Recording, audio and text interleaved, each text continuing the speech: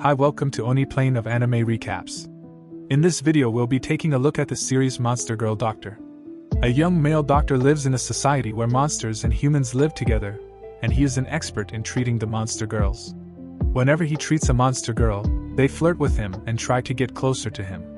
The young doctor also has an assistant who is a monster girl, and she too likes him a lot.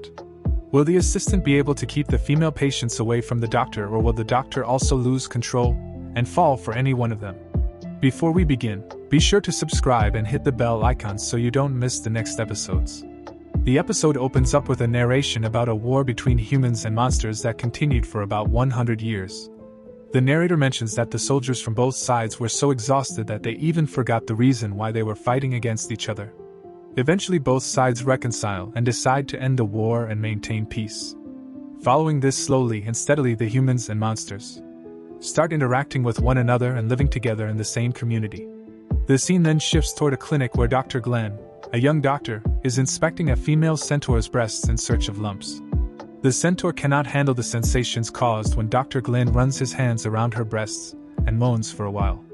After not finding any lumps, Dr. Glenn starts looking at her ears. Soon he completes the checkup and comes up with the conclusion that the centaur is actually pregnant, and the aches she was feeling in her chest and her ears are all because of the pregnancy.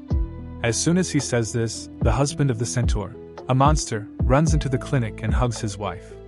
Here we get to know that the female monsters are beautiful and are only half monster, but the male ones are complete monsters. Saphentite Neikes, one half snake assistant for Dr. Glenn, also approaches the centaur and congratulates her on the pregnancy. After completing the checkups for the day, Saphentite talks to Dr. Glenn and suggests he should be aware of the people around him. While checking up on a patient, she also requests him to call her safe like he used to call her during their academy days. While the two are conversing, someone arrives at the door and calls the doctor. Dr. Glenn rushes to the door to meet the man and receives a special delivery from him. Soon he opens it and finds a letter from the central hospital written by his senior Dr. Thully, asking him to visit the nearby arena and treat the patients while she is away without wasting any time. Dr. Glenn and Saphentite leave for the arena, and on the way Dr. Glenn mentions that it's Dr. Thully who has their back and supports them while opening their clinic on their own. He seems very excited to work for Dr. Thully and interact with numerous other patients, while Saphentite hates Dr. Thully for asking them to come. So far just a helper. Here it is revealed that Dr. Thully is also a monster with a half monster, half human appearance. In the next scene the two doctors arrive at the arena and prepare to treat the patients. Following this, a female Venter approaches them with other athletes for treatment. The centaur introduces herself as Tesalia Cynthia, who is also the only princess of Cynthia Transportation. She acts as a leader and asks other athletes to remain in a queue as the checkup will be conducted in order. Moving on, the checkup begins and each of the female athletes starts flirting with Dr. Glenn, praising him for working at an early age. When it's Tesalia's turn, she too undresses for the checkup and flirts with him, mentioning her will to marry the perfect man. She continues by saying that she has been searching for a perfect husband but hasn't been able to find anyone. Seeing her flirt with Dr. Glenn, Saphentite intervenes and tells Tesalia that she has gained weight in recent weeks. This makes Tesalia divert her attention from Dr. Glenn and she starts arguing with Saphentite. She claims that her waist is perfectly fine and in good shape. She even belittles Saphentite and criticizes her way of holding and treating patients. However, Dr. Glenn declares that Tesalia is perfectly fine, has no abnormalities.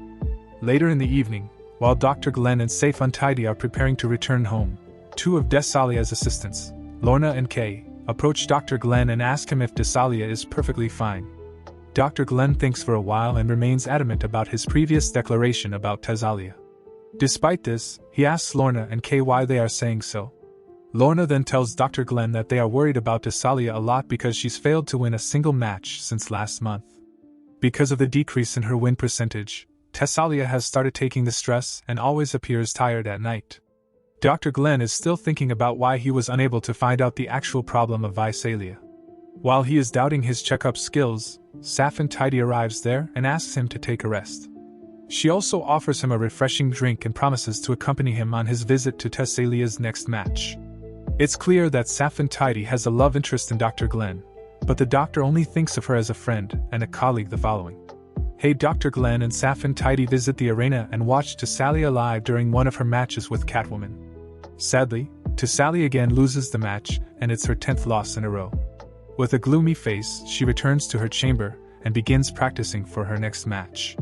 Right then, Dr. Glenn arrives there with Lorna and Kay and informs them that he has finally found out what her problem is. At first, Thessalia is eager to know about it, but when Dr. Glenn mentions that the real problem is her hooves, she refuses to do anything about it. However, Lorna and Kay hold Thessalia tight, and Dr. Glenn soon begins his treatment.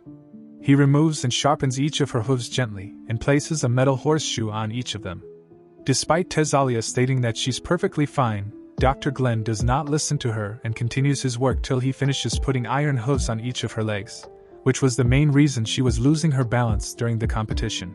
When Thessalia tries to restrain herself and starts making noise, Saphentite also arrives there and apprehends Thessalia in the most inappropriate way possible.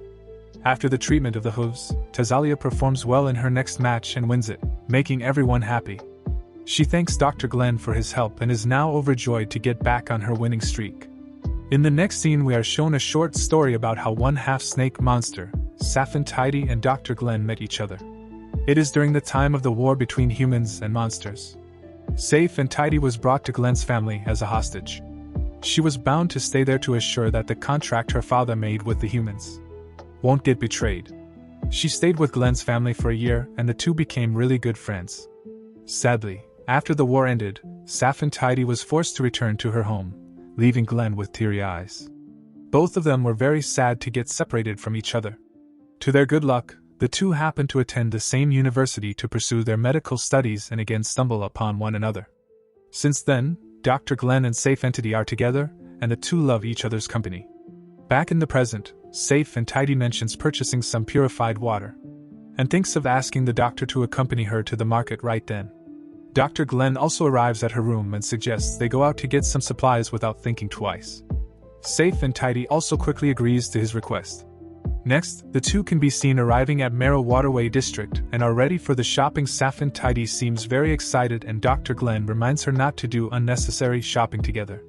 They roam around the place in a boat and are mesmerized by the beauty of the place. Saphentite then mentions that the place consumed a lot of the city's budget and is a heaven for the monsters who live in water.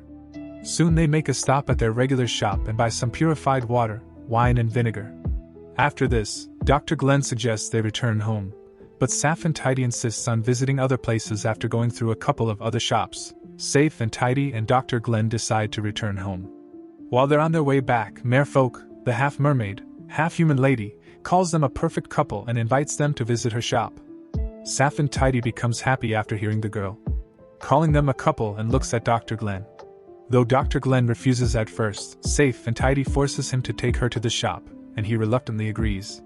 Soon the two approach the shop of the merfolk and she introduces herself as Lalala. Lalala informs them that her songs are preferred by lovers, and she charges 3 copper coins for each song. Having no other choices left, Dr. Glenn pays Lalala for a song but asks her to sing 2 of them. Hearing this, Lalala gets enraged at first, and Dr. Glenn tells her that he will pay for her next song by treating her in his clinic. She agrees.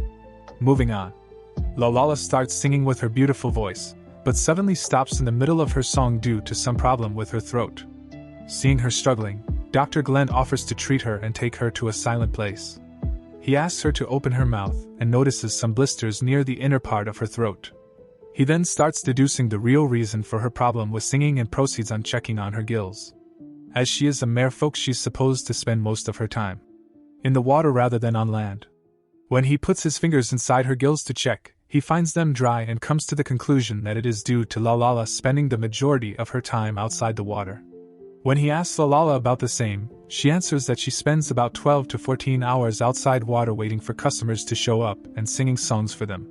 She also mentions that she is forced to do so because her father ran away and she has to look after her mother and her 3 siblings. Meanwhile, a human child falls into the water and screams for help. Without thinking about her critical condition, Lalala jumps in the water and swims towards the child. She successfully rescues the child, but in the process loses her strength. While the doctor is performing CPR on the child, Malala cannot hold herself and slips back into the water. Surprisingly, she loses consciousness and starts drowning. After the CPR, the child gains consciousness, but Saphentite looks for Lalala and informs the doctor when she doesn't see her around. Dr. Glenn then immediately jumps into the water and finds Lalala drowning because of her infection in the gills. He quickly holds her and gives her mouth-to-mouth resuscitation to help her breathe from her gills. After a couple of failed attempts, Lalala finally starts breathing from her gills. In the meantime, Saphentite arrives above them and pulls both of them to the boat, saving their lives. While on the boat, she notices Dr. Glenn hugging Lalala and yells at him to leave her alone. Dr. Glenn tries to explain the situation, but Saphentite refuses to listen to him. In the last scene, we can see Lalala singing in the Central Park with a lot of visitors listening to her song and liking her voice. Among the crowd there are Dr. Glenn and Saphentite who are there to check up on her health.